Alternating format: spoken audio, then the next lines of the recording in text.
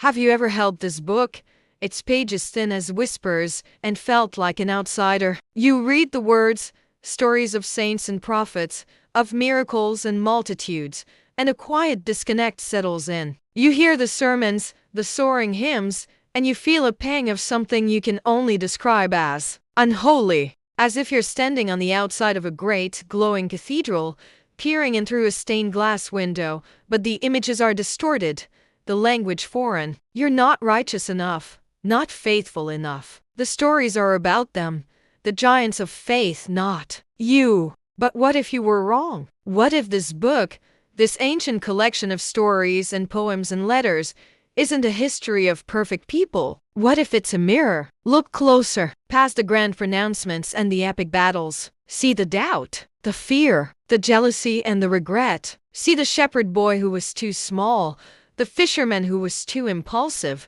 the woman who was too broken. This isn't a book about the holy, it's a book about the becoming. It's about the messy, complicated, beautiful struggle of being human. It's about finding grace in the grit and hope in the heartache. This book isn't about them, it's about us. It's about you.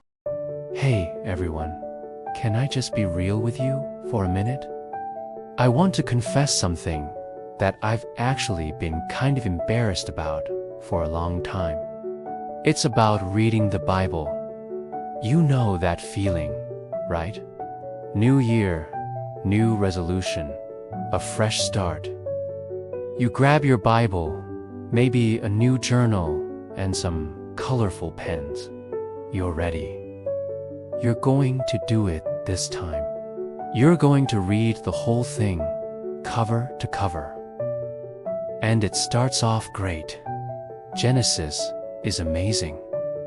I mean, creation, Adam and Eve, Noah's Ark, Abraham, Isaac, Jacob. It's like an epic adventure saga. You're flying through it, underlining verses, feeling so connected and inspired. You think, wow, this is incredible. Why did I ever think this was hard? You're on fire for the word. Then you get to Exodus. More epic stories. Moses, the burning bush, the plagues, the parting of the Red Sea. It's like a Hollywood blockbuster. You're on the edge of your seat. You see God's power and His love for His people in such a dramatic way. You're still feeling that momentum, that spiritual high. You're highlighting everything, making notes in the margins, and you feel like you're really getting it. This is the year. You can feel it. And then it happens. You turn the page and you arrive at Leviticus. Suddenly, the epic adventure grinds to a screeching halt. The narrative you were so invested in disappears, and you're hit with a wall of rules. Rules about sacrifices, skin diseases, mold in your house, and what kind of fabric you can wear. It's just a lot. My eyes start to glaze over. I'm reading about different kinds of offerings. The burnt offering, the grain offering, the peace offering. My brain just can't keep them straight. I read the same paragraph 3 times and still have no idea what it just said. The excitement I had just a few chapters ago completely vanishes. It feels like I've gone from watching a thrilling movie to reading a legal textbook from a completely different millennium. And that's when the cycle begins. The first day I hit Leviticus, I tell myself, okay, I'm just tired today. I'll have more focus tomorrow. The next day, I find an excuse to put it off. Oh, I'm too busy this morning. I'll do it tonight. But tonight comes, and I'm exhausted. Soon, days turn into weeks. The Bible that was on my nightstand moves to my desk, then to a bookshelf. That colorful bookmark is still stuck somewhere in early Leviticus, a monument to my failed attempt. And the worst part isn't even the boredom, it's the guilt. The shame that follows is so heavy. I start thinking, what's wrong with me? If I really loved God, wouldn't I love all of His Word? Am I a bad Christian? Why can everyone else do this, but I can't? I see people on social media talking about their daily Bible reading, and I just feel like a failure. It feels like this secret spiritual flaw that I'm too ashamed to talk about with anyone. I start to avoid the topic altogether. I just wanted to share this because I have a feeling I'm not the only one who has ever felt this way. If your Bible reading journey has ever looked like this, if you've ever felt that excitement fade into frustration and then into guilt, I want you to know you are not alone. Not even a little bit. Your experience is valid. It's okay to admit that some parts of the Bible are just really, really hard to get through. It doesn't make you a bad person, and it doesn't mean you've failed. Maybe we can start a new conversation. One that's more honest about the struggles. Because I believe that even in those confusing, difficult places, God has something for us. We just might need a different map to find it. Is for listening to my confession. If you've ever felt this way, let me know. Let's talk about it. Have you ever felt like you're just not good enough? Like there's this fundamental flaw, a crack running through the core of who you are that separates you from everything pure and good. It's a deeply human feeling. This sense of being unclean, and it makes us feel distant from others, from ourselves, and especially from the idea of a perfect, holy God. This brings us to one of the most misunderstood books ever written, Leviticus. For many, it's just a dusty old rulebook full of strange laws about sacrifices and rituals that seem completely irrelevant. We skip it, thinking it has nothing to say to us today. But what if we've been asking the wrong questions? What if Leviticus isn't about the rules at all? What if it's about a problem so deep it touches every single one of us? The real mystery of Leviticus isn't why there are so many laws. The real mystery is this: if God is perfectly good, perfectly pure, and perfectly holy, why would He want to be anywhere near us? Think about it. We are messy, complicated, and flawed. We make mistakes. We hurt people. We fall short of our own ideals, let alone a divine one. The gap between God's holiness and our brokenness seems infinite. So why wouldn't He just keep a safe distance? Why would a holy God desire to live in the neighborhood of messy, imperfect humanity? This is the question that unlocks the entire book. Leviticus isn't God giving a list of chores to an unworthy people. It's God providing a solution to the most profound problem in the universe. How can a holy God and an unholy people live together? The book opens with God's presence in a fiery cloud, dwelling right there in the middle of Israel's camp. His presence is a good thing, is the source of all life and blessing.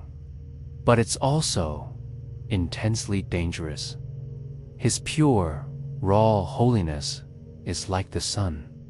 It gives life, but get too close without protection, and it consumes. Our sin, our moral corruption, makes us incompatible with His presence. So, what's the solution? Does God leave? No. Does He destroy us? No. Instead, He provides a way. He says, I know you're flawed. I know you're broken, but I want to be near you. So here is how you can approach me safely. That's what all the rituals and sacrifices are about. They weren't a way for people to earn God's favor or prove how good they were. They were a gift. They were a symbolic system that constantly reminded them of two things. First, their sin is serious and leads to death. An animal had to die in their place, a graphic picture of the consequence of their rebellion. It was a constant, sobering reminder of the problem. But second, and more importantly, it showed that God Himself provided the way for forgiveness. He was the one who designed the system. He was the one who accepted the substitute. The sacrifices were a tangible way of saying, I trust that God has made a way for me to be clean, to be forgiven, to draw near. It wasn't about the people fixing themselves. It was about them accepting the fix that God provided. Every detail in Leviticus, from the design of the tabernacle to the duties of the priests, was part of this intricate answer to the question of proximity. It was a roadmap for navigating the dangerous, beautiful reality of God's presence. It was a story about a God who, despite our deep-seated flaws, refuses to abandon us. He actively creates a path for us to come back to Him. So, when we look at Leviticus, we're not looking at an ancient legal code. We are looking at a profound expression of God's desire for relationship. We're seeing the lengths He will go to solve the problem of separation that we all feel in our hearts. It reveals a God who doesn't just tolerate us from a distance, but who makes a way against all odds to dwell among us. It's a story that points forward, hinting at an ultimate solution, an ultimate sacrifice that would one day solve the problem of sin and separation once and for all. And that changes everything. Thank you for watching. If this idea changed the way you see this ancient book, consider subscribing and joining the conversation. Imagine yourself standing at the foot of a mountain. Not just any mountain. The ground beneath your feet trembles, not violently, but with a deep, constant hum that vibrates up through your bones. You're part of a massive crowd, a nation of people camped out in the vast, empty wilderness. For weeks, you've been waiting. Waiting for what? You're not entirely sure, but you know it involves the God who just rescued you from slavery with impossible wonders. You look up. The peak of the mountain is gone, swallowed by a thick, churning cloud of darkness. It's not a storm cloud. It's something else. Then, a flash of light tears through the gloom. So bright, it hurts your eyes. A split second later, the sound hits you. A crash of thunder so loud it feels like the sky is being ripped apart right above your head. It's not just a sound. It's a physical force that presses on your chest. The people around you cry out, stumbling back. Your heart hammers against your ribs, a frantic drum trying to keep pace with the chaos. But that's just the beginning. The dark cloud starts to glow from within, an angry, pulsing orange. Fire, a raging fire, is consuming the top of the mountain, but the mountain itself isn't burning. The smoke billows out, thick and black, blotting out the sun, turning midday into a terrifying twilight. The smell of something otherworldly fills your nostrils, sharp and electric. You shrink back, pressing into the crowd, seeking comfort in the shared terror. This is the presence of God. And then, another sound cuts through the roar of thunder and fire. It starts low, a single, piercing note that seems to come from everywhere and nowhere at once. It grows louder and louder, a cosmic trumpet blast that vibrates in your very soul. It's a sound of immense power, of royalty, of a king arriving in his court.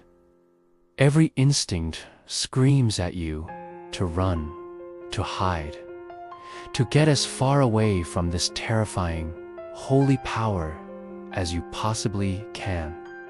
The ground shakes more violently now. The trumpet blast intensifies, seeming to shake the very foundations of the world. You are terrified, absolutely, primally terrified. You've never felt fear like this. It's a holy fear, a realization of your own smallness, your own impurity, in the face of something so utterly perfect and powerful. You feel utterly exposed. And yet, deep within that terror, there's another feeling, a strange, magnetic pull, a longing. The God who is doing this is the God who loves you. He's the one who brought you out of Egypt, who parted the sea, who gives you food from the sky. He wants to be with you. He wants to dwell among his people. But how? How can a people like you, flawed, messy, and afraid, possibly live in the presence of a God like this? You can't even get close to his mountain without feeling like you might be torn apart. If he were to come down and walk among your tents, what would happen? The raw, untamed holiness you're witnessing right now would consume everything. It's an impossible problem. There's a chasm between his purity and your reality. How can the holy God live with an unholy people? You are desperate for him, but you are terrified of him. Something has to bridge that gap. A system, a guide, a way to approach the holy without being destroyed, a way to be made clean. You don't know what that looks like yet, but as you stand there, trembling before the fire and smoke, you know with every fiber of your being that you need one. You need a book like Leviticus. Thank you for watching. Please consider liking and subscribing for more journeys into the heart of these ancient texts. Imagine yourself standing at the foot of a mountain. Not just any mountain. The ground beneath your feet trembles, not violently, but with a deep, constant hum that vibrates up through your bones. You're part of a massive crowd, a nation of people camped out in the vast, empty wilderness. For weeks, you've been waiting. Waiting for what? You're not entirely sure, but you know it involves the God who just rescued you from slavery with impossible wonders. You look up. The peak of the mountain is gone, swallowed by a thick, churning cloud of darkness. It's not a storm cloud. It's something else.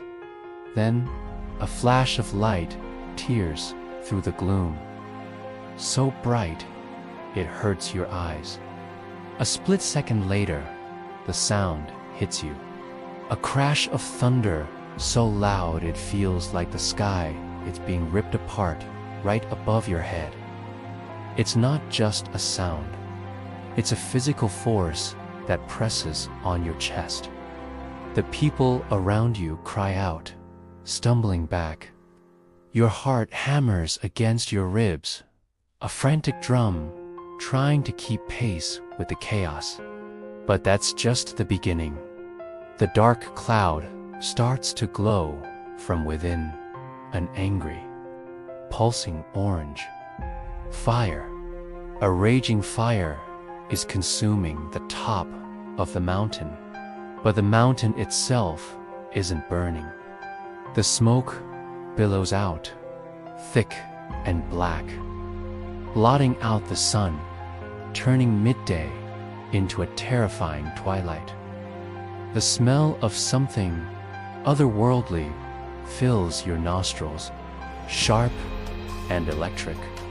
You shrink back, pressing into the crowd, seeking comfort in the shared terror. This is the presence of God. And then, another sound cuts through the roar of thunder and fire.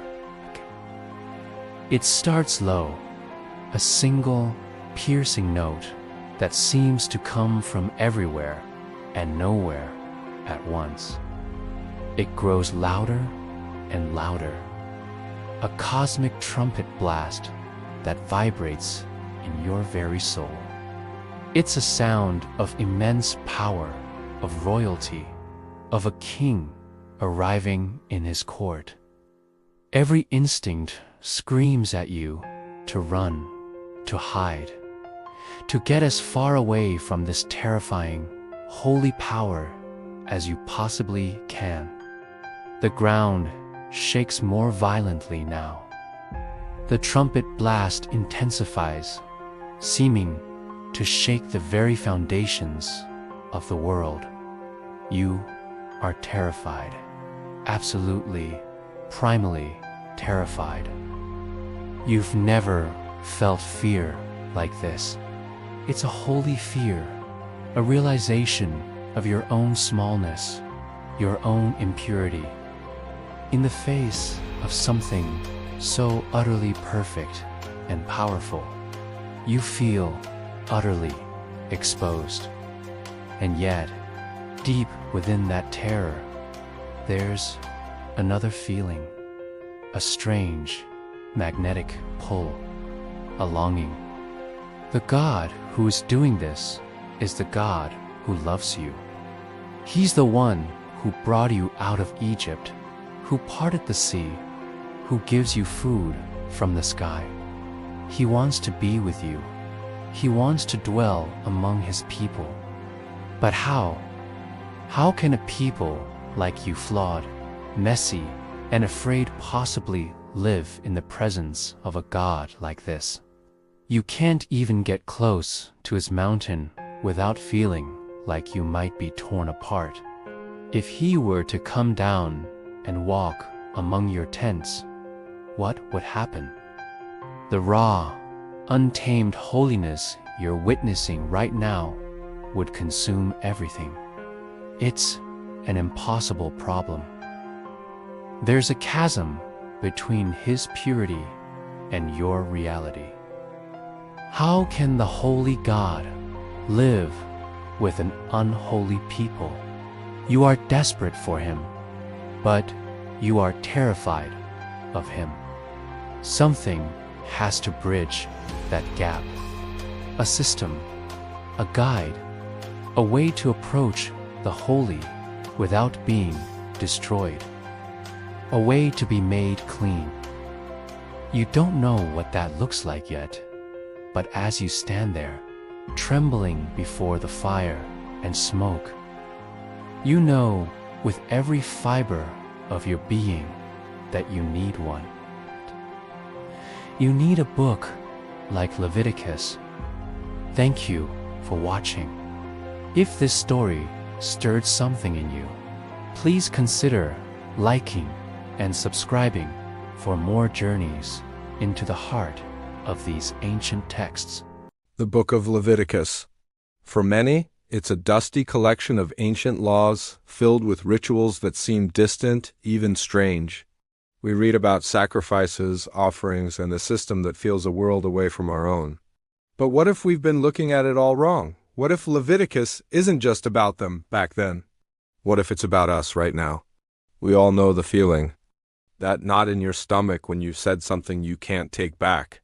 The weight of a choice that led to hurt, a secret you carry in the quiet moments of the day. It's the echo of a mistake, a moment of weakness, a failure to be the person you wanted to be. This is the language of guilt. It's a universal human experience, as real to us today as it was thousands of years ago, and with that guilt comes remorse. A deep, aching regret that replays the scene over and over in your mind. If only you could go back. If only you had a second chance. This longing for a do-over, for a way to make things right, is a powerful, painful thing. It's a cry from the heart for restoration, for a clean slate. This is where the sacrificial system comes in. It wasn't about a transaction, a cold, unfeeling ritual. It was a physical manifestation of these very feelings. It was a way for people to bring their guilt, their remorse, their longing for a second chance, and lay it all down. It was an admission of failure, a tangible expression of the need for forgiveness. Imagine the scene. A person just like you, standing before the altar, in their hands an offering. But it's not just an animal, it's their guilt, it's their shame.